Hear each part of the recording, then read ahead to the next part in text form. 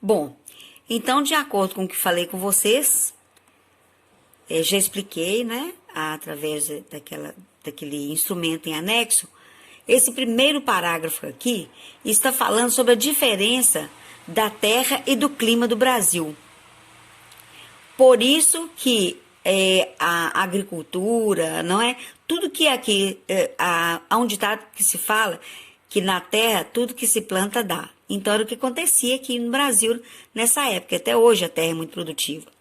Então nesse primeiro parágrafo aqui, está falando que a parte colonizada por Portugal possuía terras e climas bem diferentes daquilo que se verificava na Europa. Então, a gente pode colocar o título aí, ó, Brasil, boa terra e bom clima.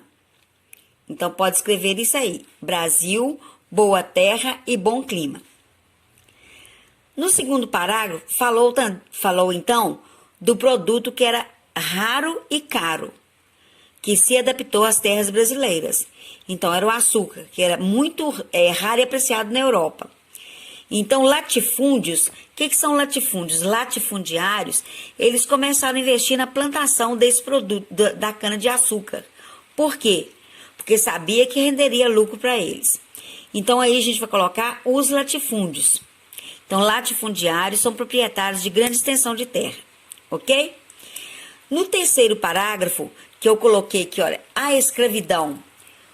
Por que a escravidão foi importante nessa fase? Porque a mão de obra escrava foi fundamental para o sucesso dessa agricultura.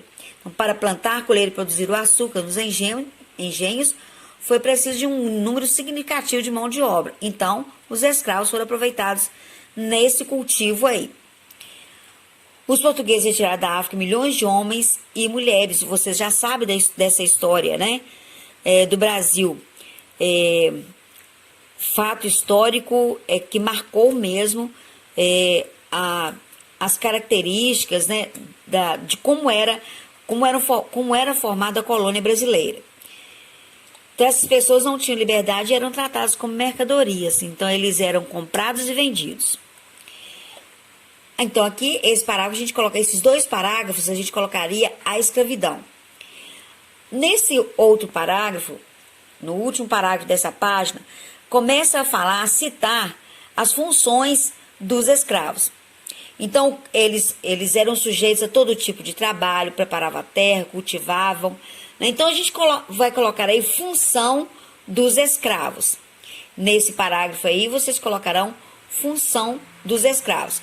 Preparavam, cultivavam a cana, plantavam, colhia e ainda preparavam o açúcar, produto caro e raro. Depois, na página 65, a presença está falando das tarefas também realizadas no interior, agora no interior da casa grande. Então, muitos escravos eram escravos domésticos, eles ficavam lá servindo aos senhores. E uma figura muito importante destacada nessa época é a figura da mãe preta, porque ela amamentava os filhos dos senhores. Os filhos dela eram muito bem tratados também, porque tinham que ficar bem nutridos, porque assim ela teria condições de amamentar os filhos dos senhores. Aí, nessa parte aqui, esse parágrafo imenso, está falando das outras atividades. Da mão de obra escrava também era utilizada nas lavouras, da plantação do tabaco, da mandioca, exploração de metais preciosos. Eu grifei tudo, estão vendo? Aí está falando dos centros urbanos onde isso acontecia, onde acontecia a exploração de metais. Depois fala das outras ocupações, das outras funções. Muitos foram para o lado da música, né? Artesanato, pesca, entre outras atividades, como aquelas desenvolvidas as negras de tabuleiro. Olha, elas vendiam então os gêneros alimentícios e o dinheiro ia para os senhores.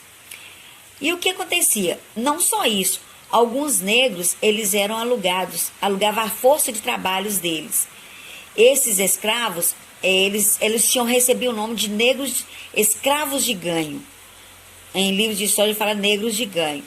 Esses trabalhadores ficaram reconhecidos como escravos de ganho. Muito bem. Aí depois, nesse parágrafo, outras atividades. Esse parágrafo imenso aí, outras atividades. Aí o que aconteceu? Esse parágrafo ele destaca muito a presença do negro na exploração mineral. Aí sim eles sofriam, gente, eles não sobreviviam por muitos anos, por causa da tarefa que era árdua, era uma missão pesada, né? Uma missão de cavar a terra para extrair o minério precioso daquela terra. Eles já procuravam as pedras preciosas, então, desde aquela época. No século XIX, houve a expansão dos cafezais no Brasil. Então, o nosso parágrafo culmina com a expansão dos cafezais no Brasil, né, que eles também foram cultivados para a produção desse grão, no cultivo desse grão, e depois termina falando que essa mão de obra escrava, como houve a libertação dos escravos, vocês já sabem, quem ensinou a Lei Áurea, as leis que antecederam a Lei Áurea. Então, com essa lei, então, garantia total liberdade aos escravos. Com essa liberdade, eles tornaram-se homens livres então, mas continuavam ainda na produção dos grãos. Ele ainda ficava a serviço dos senhores. Mas se juntaram as pessoas que chegavam de outros países, de outros continentes, para trabalhar aqui também. Os imigrantes, eles tinham a promessa de que chegando aqui em nossas terras, eles iriam enriquecer.